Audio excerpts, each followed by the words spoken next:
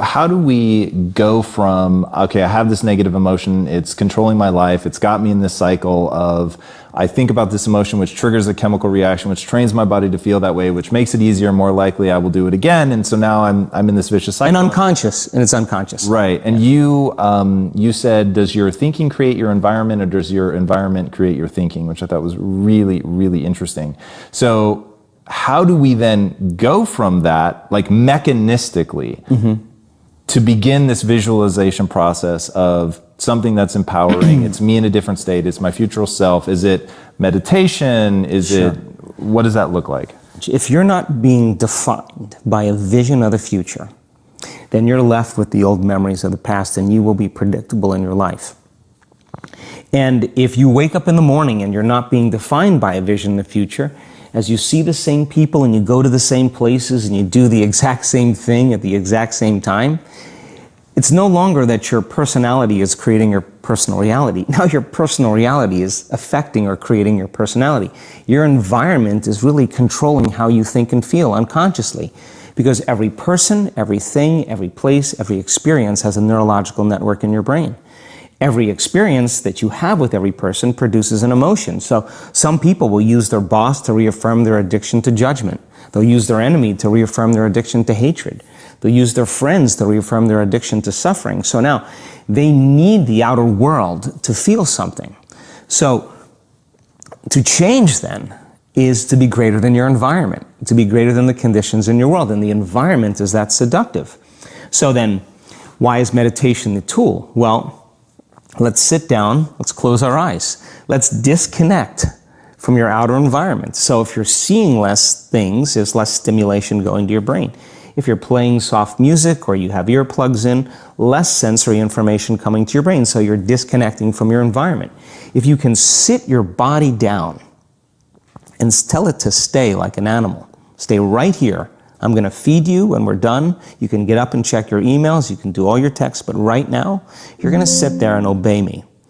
So then, when you do that properly, and you're not eating anything or smelling anything or tasting anything, you're not up experiencing and feeling anything, you would have to agree with me that you're being defined by a thought, right?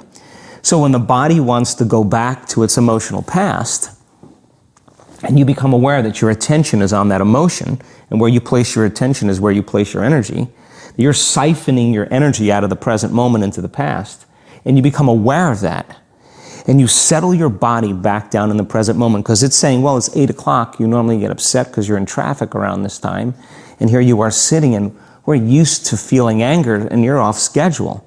Oh, it's 11 o'clock, and you usually check your emails and judge everybody. Well, the body's looking for that predictable chemical state. Every time you become aware that you're doing that and your body is craving those emotions and you settle it back down into the present moment, you're telling the body it's no longer the mind, that you're the mind. And now your will is getting greater than the program. And if you keep doing this over and over again, over and over again, over and over again, just like training a stallion or a dog, it's just going to say, I'm going to sit. And the moment that happens, when the body's no longer the mind, when it finally surrenders, there's a liberation of energy. We go from particle to wave, from matter to energy, and we free ourselves from the chains of those emotions that keep us in the familiar past. And we've seen this thousands of times. In fact, we can actually predict it now on a brain scan. Yeah, I found that so interesting. Let's go a little bit harder on metacognition, the notion that you don't have to believe everything you think. I love the way that you talk about that. Yeah, we have a huge frontal lobe, and it's 40% of our entire brain. And most people, when they have a thought, they just think that that's the truth. And I think one of my greatest realizations in my own journey was just because you have a thought doesn't necessarily mean it's true. So if you think 60 to 70,000 thoughts in one day, and we do, and 90% of those thoughts are the same thoughts as the day before, and you believe that your thoughts have something to do with your destiny, your life's not going to change very much, because the same thought leads to the same choice leads to the same behavior creates the same experience, and the same experience produces the same emotion. And so then the act of becoming conscious of this process to begin to become more aware of how you think, how you act, and how you feel. It's called metacognition. And so then Why is that important? Because the more conscious you become of those unconscious states of mind and body, the less likely you're going to go unconscious during the day, and that thought is not going to slip by your awareness unchecked, because it means to know thyself. The word meditation means to become familiar with.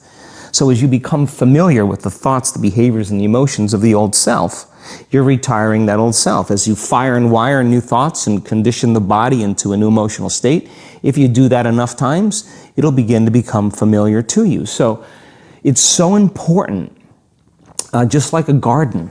If you're planting a garden, you got to get rid of the weeds. You got to take the plants from the past year and you got to pull them out. The rocks that sift to the top that are like our emotional blocks, they have to be removed. The soil has to be tenderized and broken down. We have to make room to plant a new garden. So primarily, we learn the most about ourselves and others when we're uncomfortable. Because the moment you move into that uncomfortable state, normally a program jumps in. When that program jumps in, it's because the person doesn't want to be in the present moment and engage it consciously. So when you teach people how to do that with a meditative process, it turns out that when they're in their life, they're less likely to emotionally react. They're less likely to be so rigid and believe the thoughts they were thinking. They're more aware of when they go unconscious back into a habit, and that is what starts the process of change. And so we have to unlearn before we relearn. We have to break the habit of the old self before we reinvent a new self. We have to prune synaptic connections and sprout new connections. We have to unfire and unwire and refire and rewire. We have to unmemorize emotions that are stored in the body, and then recondition the body to a new mind and to a new emotion, like deprogram and reprogram. That's the act, and it's a two-step process.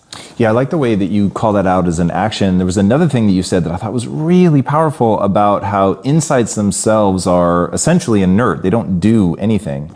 What then do we do with an insight? How do we take a breakthrough moment and make sure that it's not just a breakthrough moment? Like, I guarantee people watching right now are having like 100 aha moments.